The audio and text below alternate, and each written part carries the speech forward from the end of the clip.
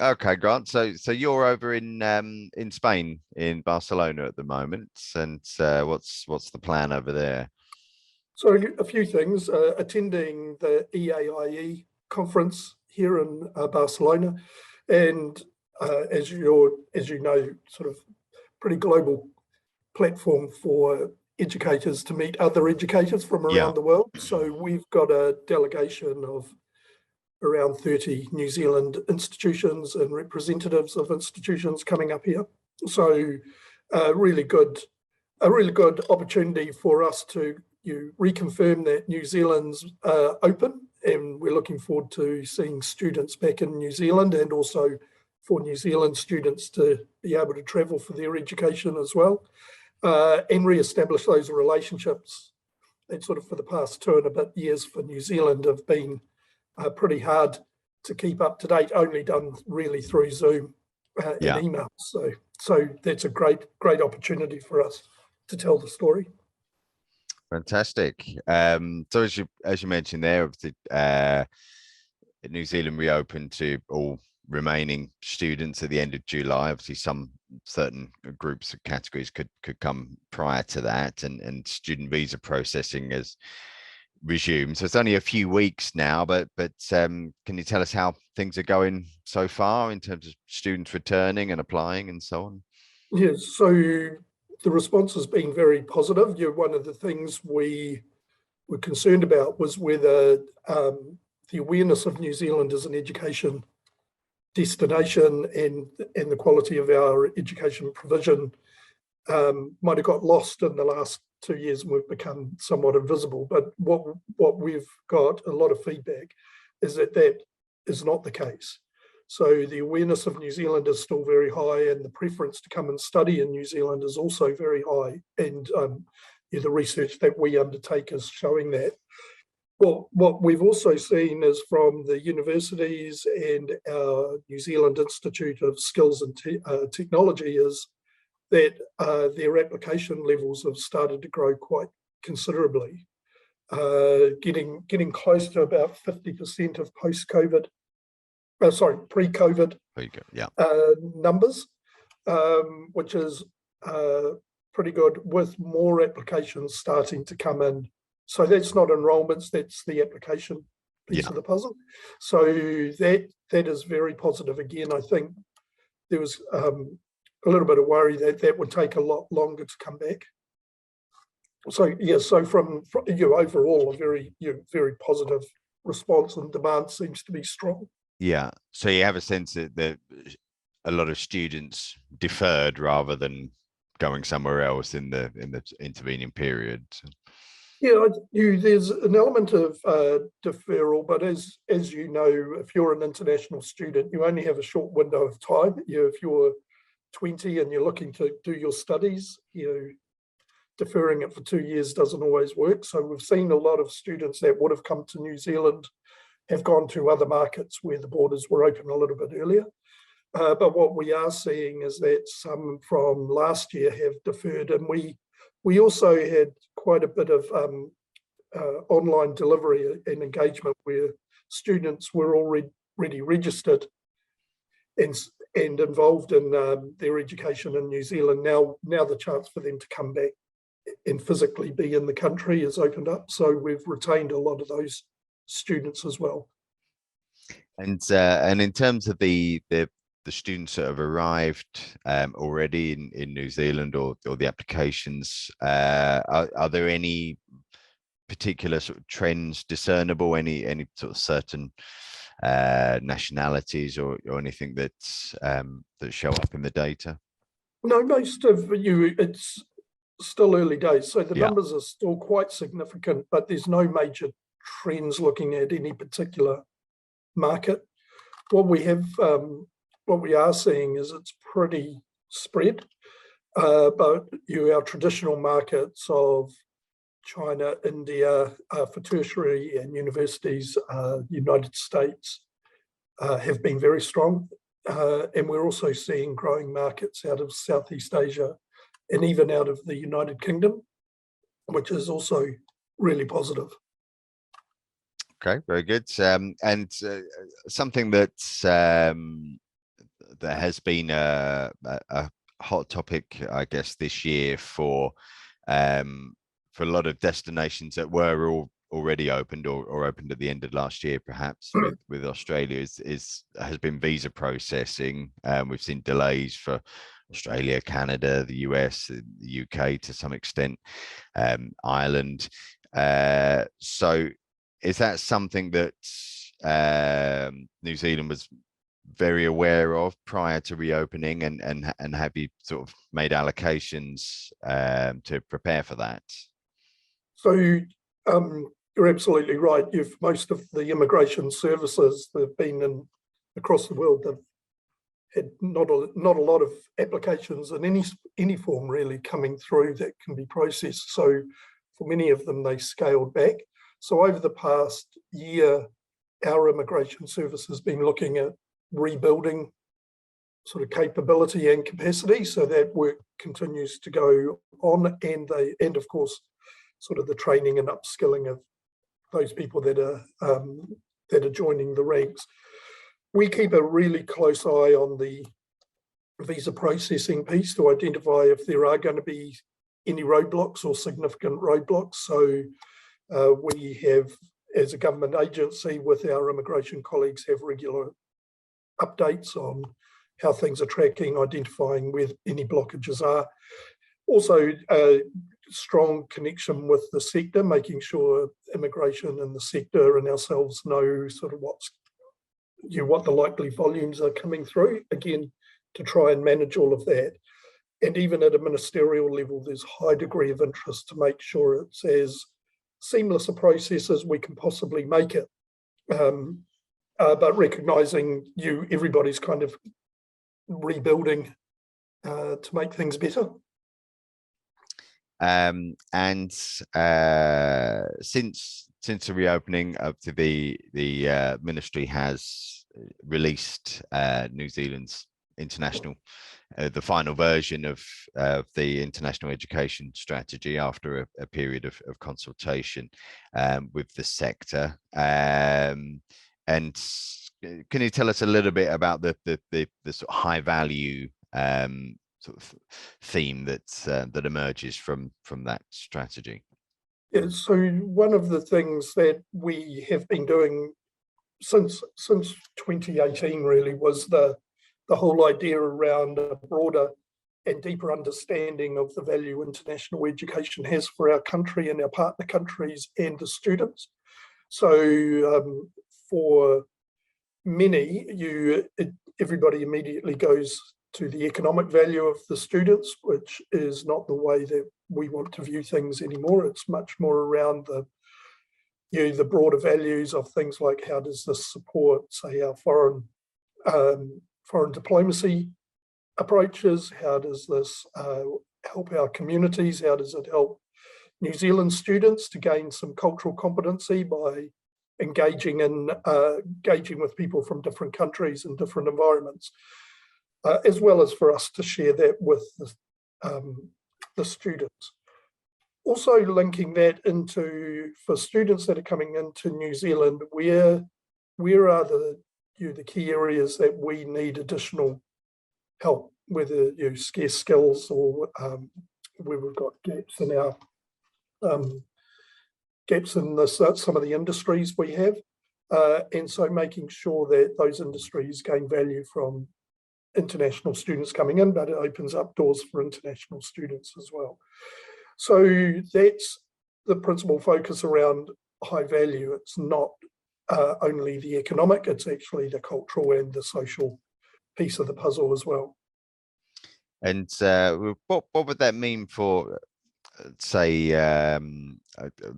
some of our readers, for example?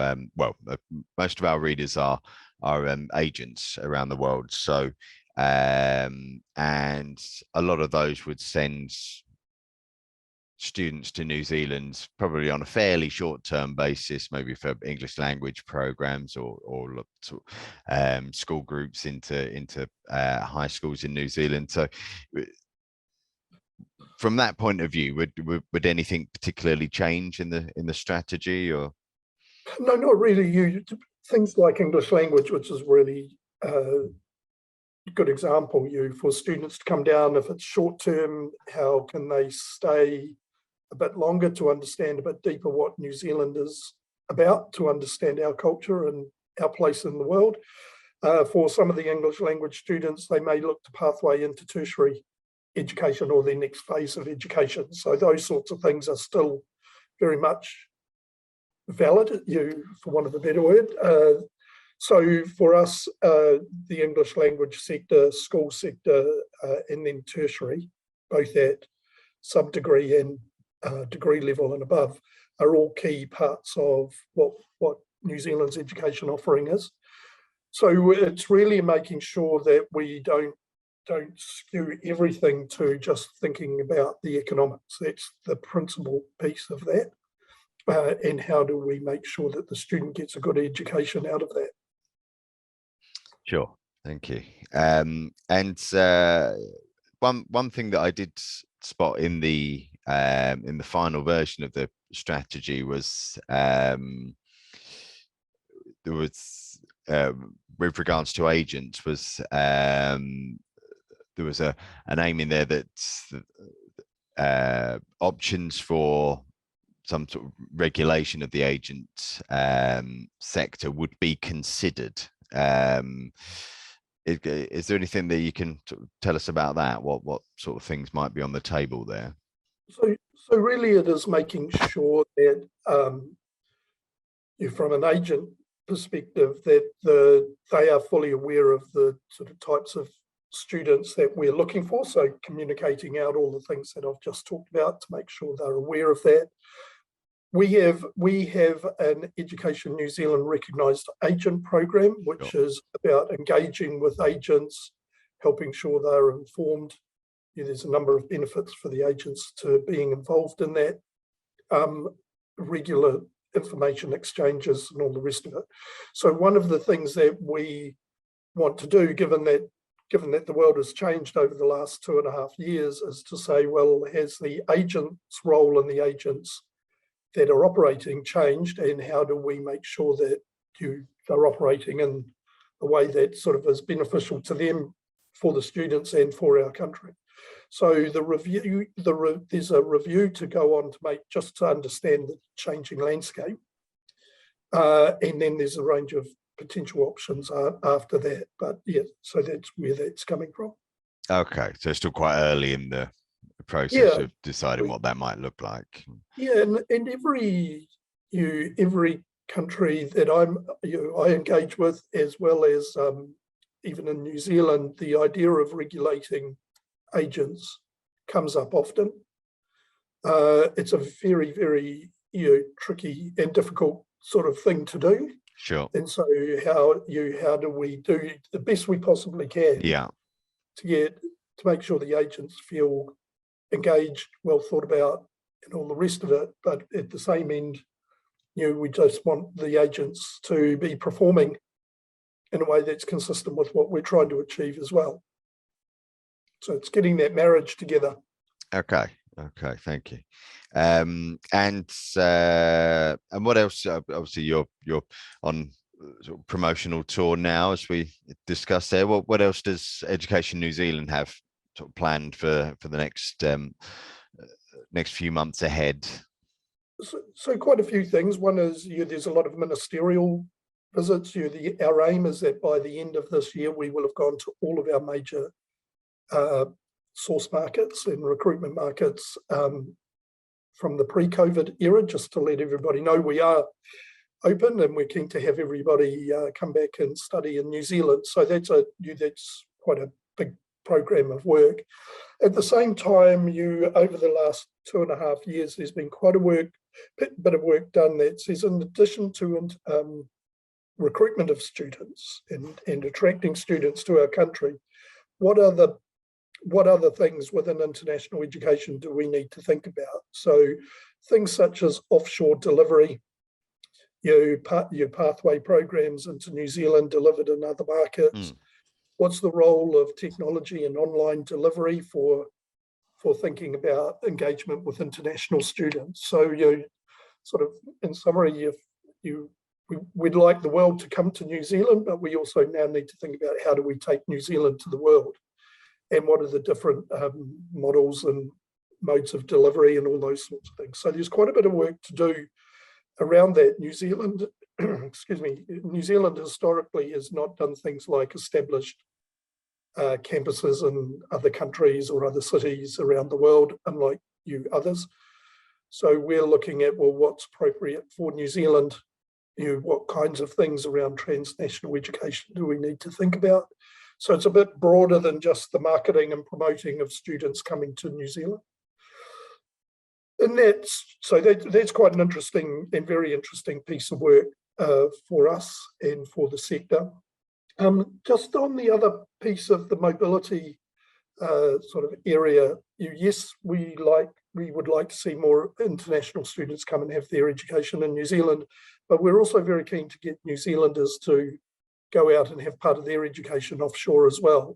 Again, this is linked to how do you build global citizens and cultural competencies and deepen awareness and understanding of what gives everybody a broader view of what needs to be thought about as the world changes. So there's quite a bit of work going on as well around that. And would that be through sort of mobility through degree programs, or sort of encouraging sort of privately funded mobility, but language study and all of that? It's a range of things. So we run a Prime Minister's scholarships for New Zealand students into Asia and Latin America. We've been talking while we've been on this trip with their programs that are underway in the UK, for example, which focuses on student mobility both ways. We've done that in the United States as well, where we were for NAFSA in May, June. So it's going to be a range of things to help try and get, to help New Zealand students get out. The individual institutions also have their own sort of exchange programs and semester, study abroad programs with partner institutions. So how do we give support and help them continue with that work as well? And you've done a lot of, I believe Education New Zealand has done a lot of work, and it's continuing to do work in sort of promoting the value of international education and hosting students within the sort of wider community in New Zealand, raising awareness and you've done work on sort of tracking that as well. How's that going? Is that an ongoing project for you? Yeah, that is an ongoing project, and part of the challenge is how do you help people, sort of the people in the street, understand the value of international education. It's quite an interesting one. Everybody understands immediately sort of value from tourism, but not all automatically understand the broader value of international students. And part of it is really thinking about just building awareness in New Zealand of those benefits. And also, it's very interesting. You talk to a number of people, and they think of the short term. It's a student coming into our country at a particular time and all the rest of it. And then what you find is they actually did their studies overseas, but they don't think of themselves as an international student. Quite an interesting sort of phenomenon, really. And also, you're not recognising how an international student 15 or 20 years on is actually one of their colleagues or one of their managers or partner in the firm. So how do you bring to life that broader value of international education? So that's a continual work in progress for us.